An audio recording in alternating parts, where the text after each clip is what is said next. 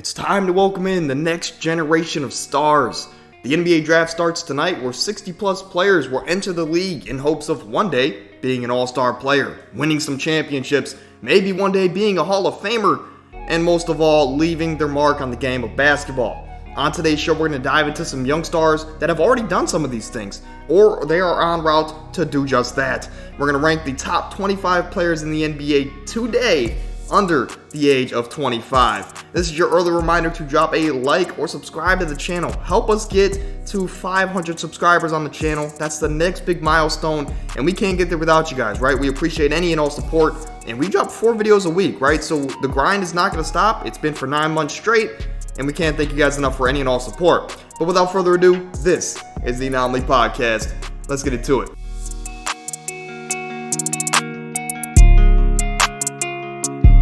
We're going to start here with some news as, like I said, the 2023 draft kicks off tonight at 8 p.m. in the Barclays Center, and 60 names will be drafted to kickstart their NBA careers. We've known for quite a long time, really for a year now, who the number one pick is going to be. That is one Victor Wembanyama. We've talked about him a lot. If you don't know about him, you'll know about him after tonight.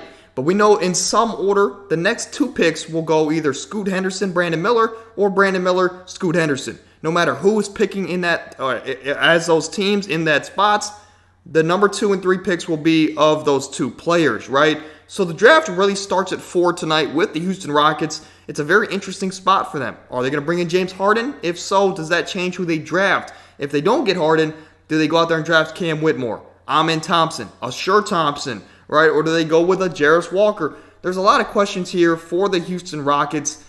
Which route are they going to go, right? I can't wait for tonight as the draft really starts at number 4. But moving on to the biggest news that happened overnight yesterday. But the Boston Celtics, the Washington Wizards, and the Memphis Grizzlies are finalizing a 3-team trade involving Kristaps Porzingis, Marcus Smart, and Tyus Jones. Kristaps Porzingis is going to opt into his $36 million contract for next season to make this trade possible for the Boston Celtics. But let's dive into what each team received. Boston, they received Kristaps Porzingis and 2 first-round picks, including number 25 tonight from the Memphis Grizzlies. The Washington Wizards received Tyus Jones, Danilo Gallinari, Mike Muscala, and the 35th pick in tonight's draft, so a second-round pick. And the Memphis Grizzlies received Marcus Smart, straight up, nothing else. A previous trade, a version of this trade was circulating yesterday. At one point, many believed it was accepted and finalized, but the Los Angeles Clippers were set to acquire Malcolm Brogdon, guard from the Boston Celtics, but the Clippers reportedly backed out because they had concerns over Brogdon's serious injury that he's going through right now. But Boston, if we have to hand out some grades for this trade, to me, Boston gets an A+, right? They get a fringe all-star each and every year, a guy who can stretch the floor for Tatum and Brown, and then they also get 2 first-round picks. It sounds crazy. Brad Stevens is a mastermind here to pull off a trade like this. It seems like a trade you would do in 2K, right?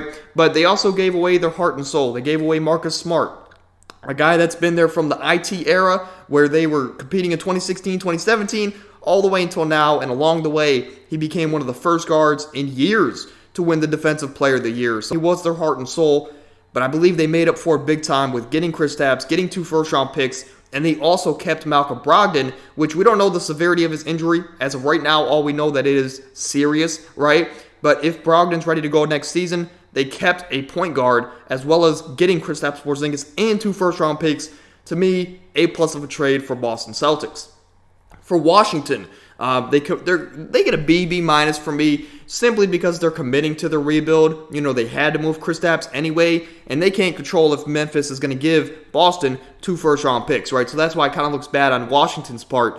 But I wish they would have gotten more draft capital, trading away Kristaps, maybe a late first, right, from Memphis or Boston. Maybe if they could have got number 25 in the draft. But it seems like they really are just committing to a rebuild, deconstructing this team, and I can't wait to see what they sign and trade Kuzma for, right, if Kuzma does want to help the Wizards at least a little bit. But for me, Memphis, they get a C+, right, as, yes, you bring in Marcus Smart, a former Defensive Player of the Year at the guard position, which we know Ja is going to miss 25 games to start next year. Marcus Smart fills that void, and he's going to be able to keep this team afloat and very competitive from day one. And even when Ja's back, in my opinion, he can still be a way better version of Dillon Brooks for this Memphis Grizzlies team on that wing, right? So you can have a lineup of Ja, Desmond Bane, Marcus Smart, Jaren Jackson, and Steven Adams. Marcus Smart, sure, he's a point guard, right, when you look at him, but he usually defends the Kevin Durant's of the world, the Kawhi Leonard's of the world. He guards guys bigger than him all the time. I believe he can step in and do just that better than Dillon Brooks last season. But for me, the reason that Memphis gets no more than a B on this trade is because they traded away 2 first-round picks and Tyus Jones. It seems like a lot to me to trade just for Marcus Smart, right? I think they could have got Marcus Smart with either just Tyus Jones or 2 first-round picks, right? Or Tyus Jones in a couple seconds. But again, I'm not in the front office. I'm not Brad Stevens. But it's I guess Memphis just got a little desperate to me. And it's not a big difference, but I think they just got a little desperate in my opinion. Moving over to around the NBA, just looking over the general news, and we have a rap sheet here, so we're going to dive into it as the Blazers are trying to trade for Bam Adebayo. I don't know how that package gets done, and I don't know why Miami would do that trade, right? But the Blazers, we know Bam and Dame have a connection off the court. They're trying to team up in the offseason. At least Dame is trying to. Kyle Kuzma, he opts out of his $13 million deal with the Washington Wizards. He's expected to be signed and trade. Gary Trent, he opts into his $18.5 million deal with the Toronto Raptors. Both sides reportedly want a longer-term deal done. The Jazz, they make Colin Sexton available for trade after paying him $80+ million last season. Amen Thompson looks increasingly like the front-runner for the Rockets at number 4. We talked about that earlier. Which direction will Houston go? The Lakers, they want to package their number 17th overall pick for a starter-level player, whether that's Miles Turner, Buddy Hield, whoever that may be. The Lakers are looking to continue to compete at a high level. Bruce Brown, he opts out of his $6.5 million deal with the Denver Nuggets. Bruce Brown, I mean, he played a very pivotal part in this Denver Nuggets run, especially in the second half of the year, and he's a big reason to me why they look so dominant here in the postseason. The Clippers, they're gauging the trade value of Paul George, with the Blazers and the Rockets possibly being destinations for Paul George to go to. Brandon Miller, he has further solidified himself as the probable number 2 overall pick for the Charlotte Hornets. Like I said, whether if it's Brandon Miller at 2, Scoot at 3, or vice versa, those guys are going to go in the second and third spots of the draft tonight. The Nets, they plan to rebuild around Mikal Bridges. No surprise there. Chris Middleton, he opts out of his $40 million deal with Milwaukee. Kind of surprising, right, as there's a lot of championship history, not a lot, but a lot of competitive history there in this Giannis and Chris Middleton era in Milwaukee. Now, I'm surprised he's going to opt out. Maybe he gives them a team-friendly deal. Maybe he makes $30 million a year, but he does it over 4 years instead of a 1-year, $45 million deal, right? So he just wants probably longevity here in this deal with the Milwaukee Bucks. And then Indiana, Detroit, and Cleveland have shown interest in bringing in Tobias Harris via trade. Indy, to all reports, have shown the most interest. That'd be an interesting fit there with Tyrese Haliburton, Miles Turner. I wonder if all it would take would be like a Buddy Hield type of player. In that case, I would love the trade for Indianapolis. Or Indiana, rather. It sounds a little weird saying Indianapolis Pacers, right? But Tobias Harris is set to make $39 million next season, so a trade with a bigger contract is going to have to be in this deal. I'm curious to see what a trade package for Tobias Harris would be, but to me, he's going to be back in a Sixers uniform next season, most likely, right? But moving over to the tier, or just the rankings explained before we dive into it.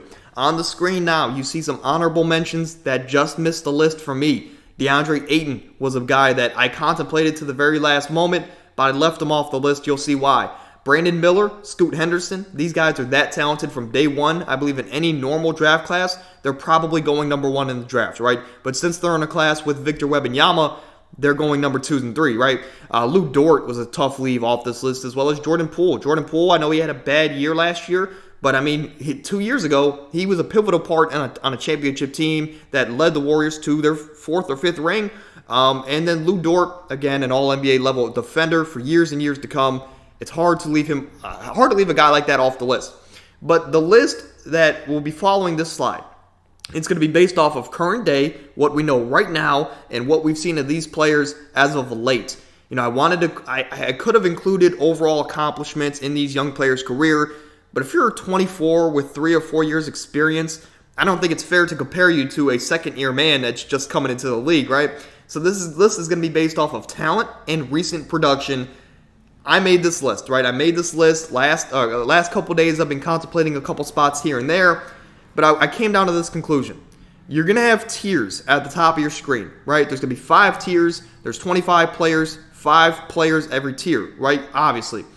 Don't focus so much on where they rank as far as numbers, right? So if a player is 23 instead of 21, don't focus so much on that. Focus on their tiers, right? If they're inner tier, all 5 players are interchangeable. I would understand any argument for the combination of the 5 players. To me, the only spot in this entire list that's not arguable is the number 1 spot, and you'll see who that is later on if you don't know who it is right now. But to me, again, tiers, not numbers. Let's get into number 25, though, as we're going to have to go through this just to talk about each and every player. And I'm going to start with some controversy because, that's what you do here at the Anomaly Podcast. But Victor Wembanyama, right? I know, I'm probably going to get some hate for this in the comments section. And I know that it's ridiculous for me to put an unproven rookie that hasn't even stepped foot onto an NBA court, let alone be drafted, over guys like Jordan Poole, Lou Dort, DeAndre Ayton. But let me ask you something. Do you think every player in the league was better than a 16, 17-year-old LeBron James, right? Let alone when LeBron was 18, ready to enter the league? Do you think it was more of a majority of the league was better than LeBron or a non-majority, right? To me, LeBron at 16, 17, 18 was better than a majority of the current NBA. Or Zion, right, for a recent example. In his last year at Duke, in his only year at Duke, was he better than certain players in the NBA, in his freshman year at Duke? Even though he was a year out from the league? I'm just saying that it is very possible for these generational guys to already be better or at least have more talent than current guys in the NBA. And that's the only reason, when we look at a guy that's 7'5" with an 8-foot wingspan, with a generational potential in Victor Wembanyama, this is a guy that might already be a top 25 player in this certain category. This is a guy that's expected to not only be an all-star, a star from day one, he's expected to be a superstar from day one and really change the Spurs franchise back in the right direction. And he's going to be in a great position to succeed. The Spurs, they have a great developmental team, and no one's really going to take the ball out of Victor's hands there at San Antonio. Maybe Devin Vassell, but that's it. This guy, Victor Wembanyama, he might flirt with an all-star appearance in year one on a team that might be struggling here in San Antonio. Moving over to number 24 after the controversy, I know, but we have Scottie Barnes. And sure, Scottie Barnes, he had a very underwhelming second year, but his upside is still elite. This is a guy that's 6'9" with a rare size. He has a rare blend of size, length, skill as a playmaker, and on the defensive side of the ball where he gives great effort. It's rare to find a guy like that at 21 years old in the league. And when you look at his stats, sure, he did have a worse statistical year than his rookie year, but as long as he can continue to improve his outside shot and be a little bit more aggressive offensively, finding his own shot, I think this is a guy that's going to shoot back up these rankings by this time next year, maybe be top 15 and top 20, right? But moving over to 23, we have Nick Claxton. This is a guy that is the modern-day rim protector. He averages 13, 9, 2.5 blocks.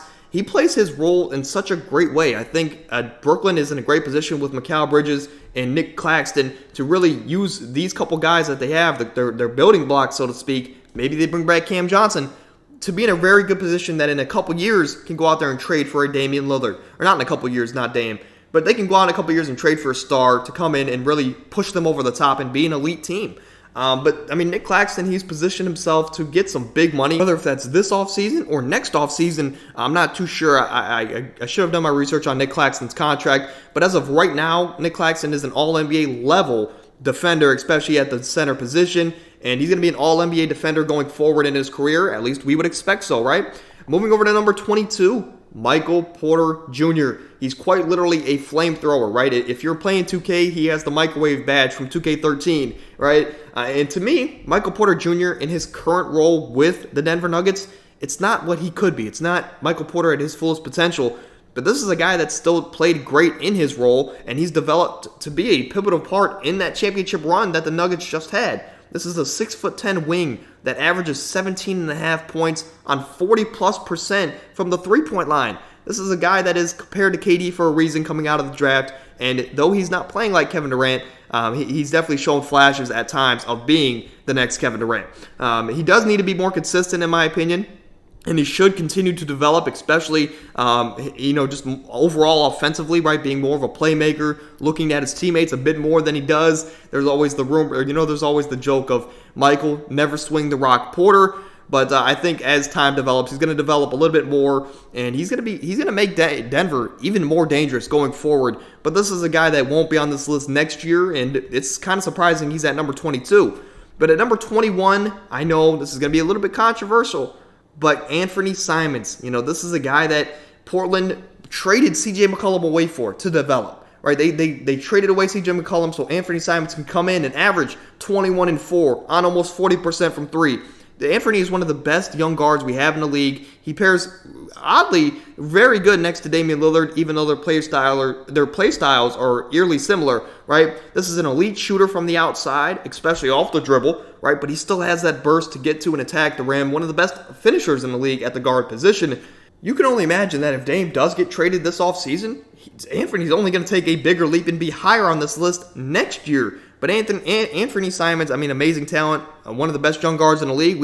It shows you how much talent that we do have in this league if Anthony's number 21. But again, take a quick look. This is the last time I'll mention it.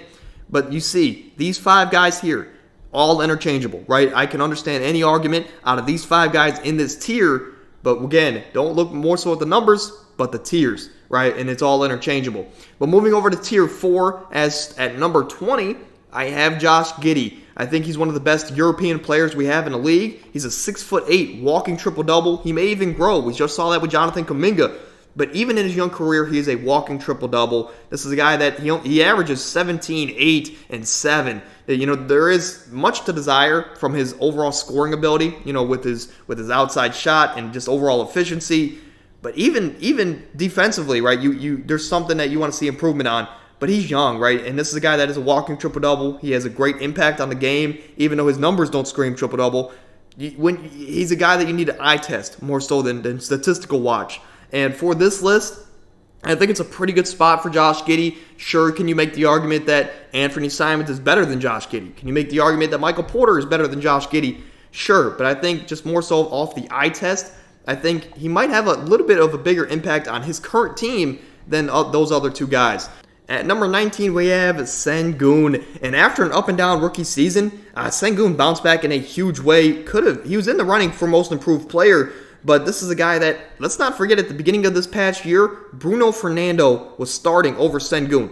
And nobody knew Sengun was an all-star level of player. This is a guy that averaged 15-9, a steal and a block a game, and those stats don't do him justice based off what he can do on a basketball court. This is a guy that started every game from game 6 of the season to the end of the year. He's very durable. He's going to give you productive stats and impact, right? And he's only going to improve across the board, in my opinion. But the biggest thing I want to see in this new coaching staff with Ime Udoka is inserting confidence back into Sengun to be a little bit more aggressive offensively, right? Extend his range a little bit more. And maybe, Sengun can really be one of the top centers in the league if Ime can come in and develop his outside shot, maybe get him to a league average, shooting the ball on the outside. And I think, let's say they bring in a Brandon Miller, right? Or let's say they bring in an Amen Thompson. Whoever they bring in on the rookie side of things, it's really going to space the floor for those young guys to go and attack, like Jalen Green, right?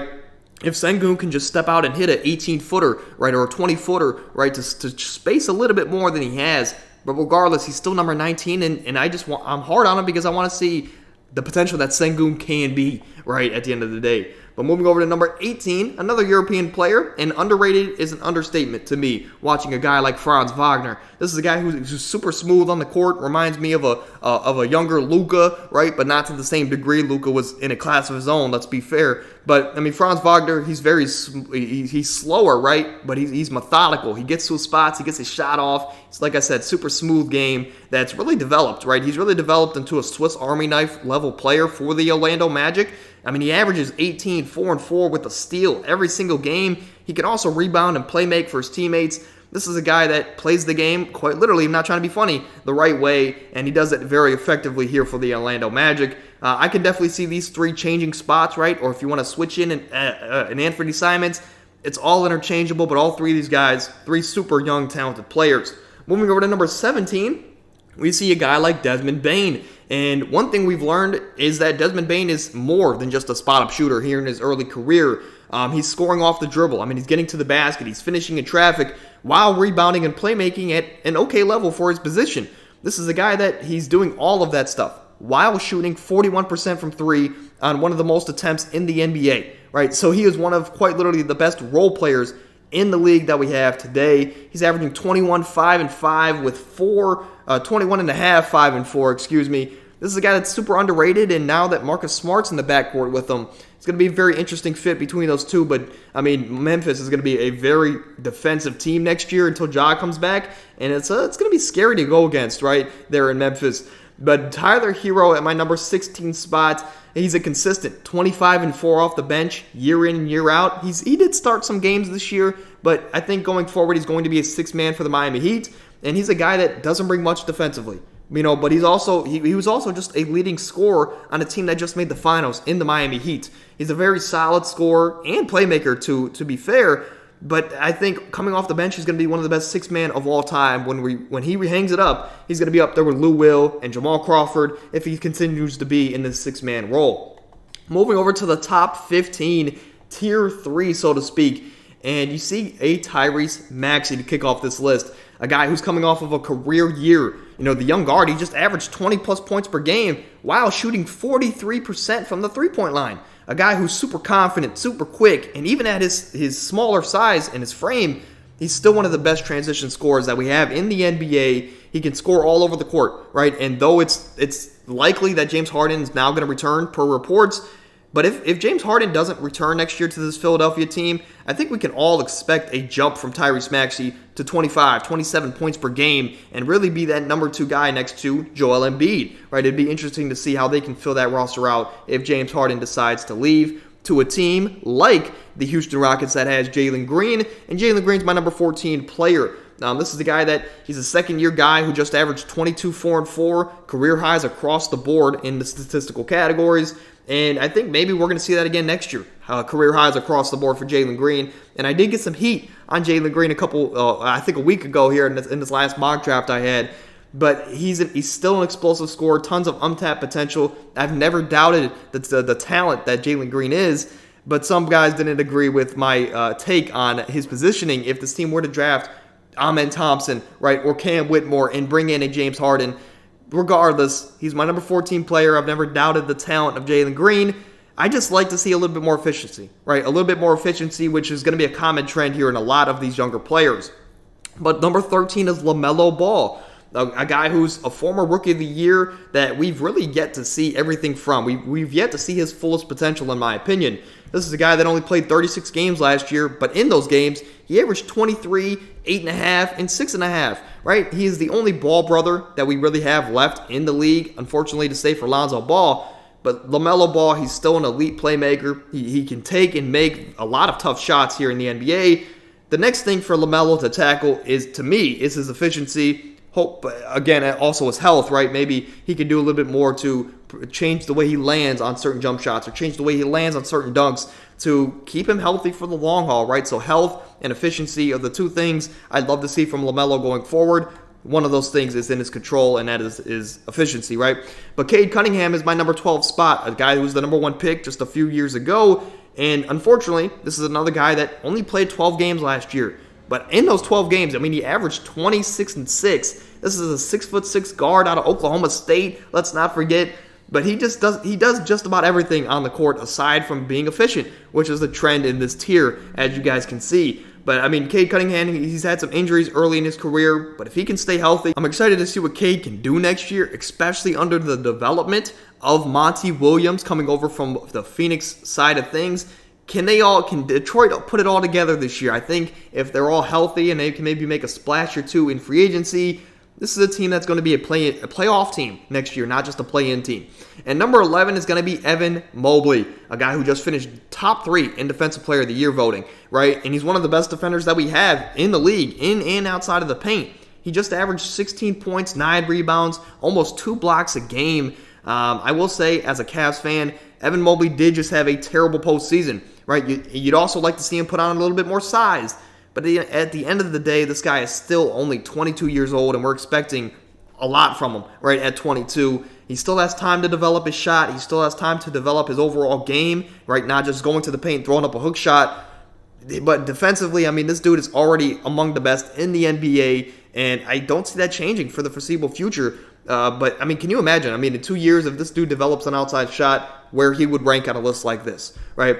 But my top 10 now. This is where controversy starts, but, or maybe not, right? Maybe you just agree with everything I have. But at my number 10 spot, I have Darius Garland. He's a guy who's as smooth as they come. Again, I mentioned I'm a Cavs fan, and this is a guy that is crafty, with his ball handling, creative in his playmaking. He has the ability to shoot on the dribble, off the dribble, right, from beyond the arc. This is a guy that is a handful to defend. I mean, he averages 22 and 8 on 40+% from the three-point line, which I keep mentioning that mark because league average is like 33, 35%, and Darius Garland is at 40%, right? These players that are at 40%, you're considered an elite three-point shooter. But I don't care what the numbers say. To me, this guy had a relatively poor postseason, aside from, I think it was game 2 or game 3 when he had like 30. Aside from that one game, he had a poor postseason, and you hate to see that, right? But the next step for Darius Garland and his team is to compete at a high level and to win a series or two. I think it all starts with Darius Garland. Even though we have Donovan Mitchell, I think it all starts with Darius Garland taking a step up, being that number 2 to Donovan Mitchell going forward, at least on the offensive end. But it's a great feeling to know as a Cavs fan that you have one of the best guards in the league on your team at such a young age. I mean, it's very special to watch night in and night out. Reminds me a lot of Kyrie and how we felt when we had Kyrie, right? At my number 9 spot, we're going to have Tyrese Haliburton, a guy that was an all-star guard last season. I mean, he averaged 20 points, 10 assists, with a steal and a half a game. He also led the league in assists for the majority of the year. And at one point in the year, he had a 3-game stretch where he had 40 assists and 0 turnovers. You heard that right. 40 assists, 0 turnovers in a 3-game stretch. Absolutely insane for Tyrese Haliburton. I mean, this is a guy that before he got hurt, he had the Pacers as a top 3 seed in the Eastern Conference right before the All-Star break. This is a guy that is that good. He has the potential to be even better going forward. And, I mean, he's one of the best assist man we have in the league. I got to see what Indiana can do this postseason, or this offseason rather, to build this team up around Miles Turner, around Ben Mathurin, and Tyrese Haliburton. And maybe they could be a playoff team next season, right? At number 8, this might be where the controversy is, but Jaren Jackson Jr. He's the reigning Defensive Player of the Year, a guy who just averaged 18 and a half, 7 rebounds, 3 blocks a game while shooting 35% from 3. So it's a league average 3-point shooter while giving you Defensive Player of the Year effort on that side of the ball. This is a guy he's a versatile defender that can do literally a little bit of everything here on the court. He's going to be huge for this Grizzlies team going into next season with Ja missing the first 25 games. And sure, they brought in Marcus Smart, but regardless, I think we're going to need to see Jaren take a step up offensively, be a little bit more aggressive. So this offseason, hopefully we see an offensive jump from Jaren, right? But at the end of the day, he's still a Defensive Player in the Year. And if you have that mark at this young of an age, you get a top 10 spot to me, right? But he's going to be huge for this team going to start next year. Number 7, Zion Williamson. I know, right? A guy that only plays 25% of his games or whatever the stat is. But to me, Zion Williamson, one of the most dominant forces we have in the NBA today. And the problem, I'm not to insult your intelligence, but the problem is that he can't stay healthy, right? This is a guy that when he's on the court, he's averaging 28, 8, and 5, shooting 60% from the field, right, at 6'6".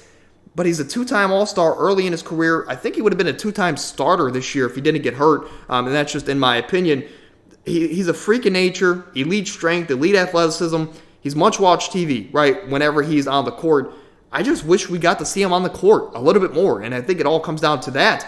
And sure, he has his off-the-field stuff he's going through right now, but on the court, I'm hoping that we can see a healthy Zion going forward because he can be an all-time great, right, with his intangibles. But moving over to the number 6 spot, a guy that has shown a little bit more, and he showed a lot of promise his rookie year. And again, this is controversial, but I think Paulo Banchero is my number 6th player in this category. He's the reigning Rookie of the Year, and to me, he just averaged 20 points, 7 rebounds, 4 assists. He's a 6'10" wing that is a face-up 4, right? So who does that remind you of? A 6'10" wing, physical, is a face-up 4. To me, he reminds me a lot of my favorite player of all time, but a younger version in Carmelo Anthony. This is a guy that can rebound the ball and play make as well, probably better than Carmelo at that young age.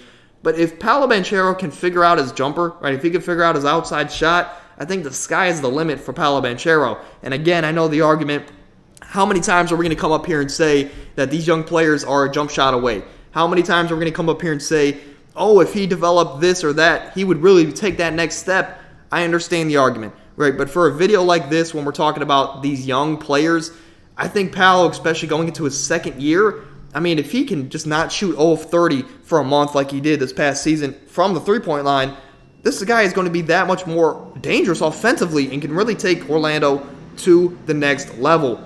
This is a guy that he will be the number one for this team for years to come, and I'm excited to see where Orlando can go under the wings of Paulo Banchero and Franz Wagner, which are two guys that made this list. Moving over to the top 5, and we're going to start here with Ant, right? Ant is a guy that, to me, I was looking at my list, I'm like, he's for sure top 5, but where in the top 5, right? And again, I'm going to say it one more time. They're all interchangeable, right? So don't get too mad if he's one spot here, one spot there. It's all interchangeable, except for the number 1 spot. And to me, my number 5 player is Anthony Edwards. He's a former number one overall pick, and he's only improved in every statistical category each and every year, right? He is the next big superstar in a lot of people's eyes. I mean, he's coming off a year where he averaged 25, 6, 4, a steal and a half while shooting decently from the field. This is a guy that single-handedly won the Timberwolves a playoff game against the Denver Nuggets, which many couldn't do that, right? The Denver Nuggets only lost 3 games this postseason. I mean, this is the guy that went out there and dropped 41 points to avoid elimination and beat the Denver Nuggets single-handedly, basically. He's a 3-level scorer with still plenty of potential, untapped potential that we have yet to see.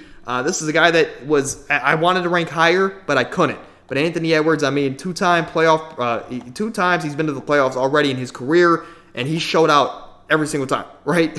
But moving over to number 4 spot, and I'm going to have Trey Young, right? This is a guy that's a walking 26 and 10 year in and year out, one of the best scorers, shooters, and playmakers we have in this league.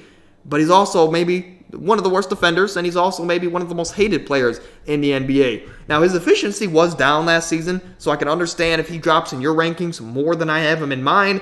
But a lot of that to me can be due to the adjustment time with DeJounte Murray that was brought in, right? You have to kind of figure that out. You have to kind of mesh and find your shot within the offense while still winning basketball games, right? And that's always a challenge in itself.